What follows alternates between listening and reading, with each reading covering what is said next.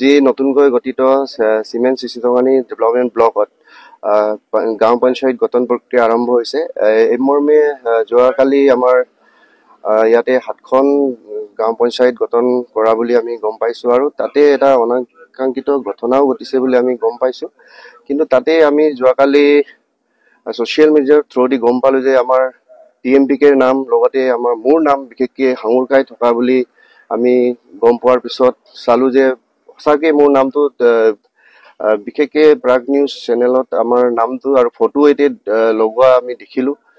আপোনাৰ নামটো এঠাইত যিটো উল্লেখ আছে মই প্ৰতিক্ৰিয়া ব্যক্ত কৰিব বিচাৰিছোঁ। মই সুধিব বিচাৰিছোঁ আমাৰ মাধুৰ্য শইকীয়াকে মই সুধিব বিচাৰিছোঁ মই কেতিয়া কেনেধৰণে মই আক্ৰমণৰ লগত জড়িত হ'লোঁ। মই নিজেও আচৰিত হৈছোঁ মোৰ নামটো অহাৰ কাৰণে। মোৰ মৃদুল দলে যোনটো মিণ্টু দলে বুলি লিখিছে, মিণ্টু দলেৰ নাম উল্লেখ কৰাৰ কাৰণে মই আচৰিত পাইছোঁ। আমাৰ এনেধৰণৰ কোনো ৰেকৰ্ডো নাই আজিলৈকে।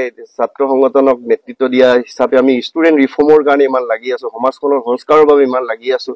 আপোনালোকে আমাক সহায় কৰিছে, আপোনালোকক কিয় আমি বেয়া পাম?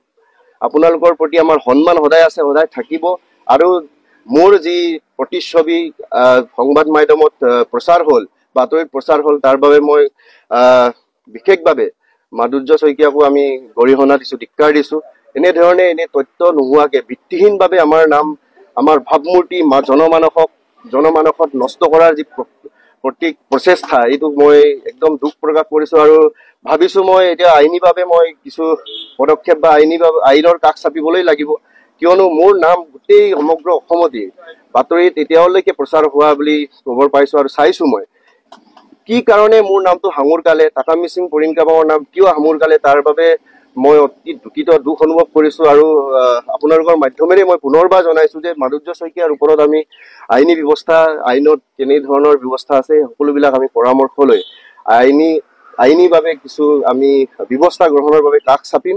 আৰু পুনৰবাৰ আহ্বান জনাইছোঁ যাতে যেন তাকামি সিং পৰিংকাবাং যি শৃংখলাবদ্ধ ছাত্ৰ সংগঠন, এই সংগঠনৰ নাম এনেধৰণৰ অসাংবিধানিক কাৰ্যত লিপ্ত হোৱা বুলি যাতে আকৌ অপপ্ৰচাৰ নকৰে, তাৰে আমি আহ্বান জনাইছোঁ। আমি সদায় আপোনালোকক শ্ৰদ্ধা আৰু সন্মান জনাই আছোঁ আৰু জনাই থাকিম। আৰু শেষত আপোনালোকৰ মাধ্যমৰ যোগেদি আমি আৰক্ষী প্ৰশাসনকো অনুৰোধ জনাইছোঁ, কালিৰ যি অনাকাংক্ষিত ঘটনা, এই ঘটনাটো কেনেকৈ ঘটিল, কেনেকৈ হ'ল, তাৰ উচিত তদন্ত কৰি যদি কোনোবা দোষী আছে তাক ন্যায় প্ৰদান কৰিবলৈ আমি তাকামি সিং পৰিংকাবাং পবিত্ৰ মঞ্চৰ পৰা আপোনালোকৰ যোগেদি অনুৰোধ জনাইছোঁ। শেষত আপোনালোকৰ মাধ্যমৰ যোগেদি আমি আৰক্ষী প্ৰশাসনকো অনুৰোধ জনাইছোঁ, কালিৰ যি অনাকাংক্ষিত ঘটনা, এই ঘটনাটো কেনেকৈ ঘটিল, কেনেকৈ হ'ল, তাৰ উচিত তদন্ত কৰি যদি কোনোবা দোষী আছে তাক ন্যায় প্ৰদান কৰিবলৈ আমি তাকামি সিং পৰিংকাবাং পবিত্ৰ মঞ্চৰ পৰা আপোনালোকৰ যোগেদি অনুৰোধ জনাইছোঁ।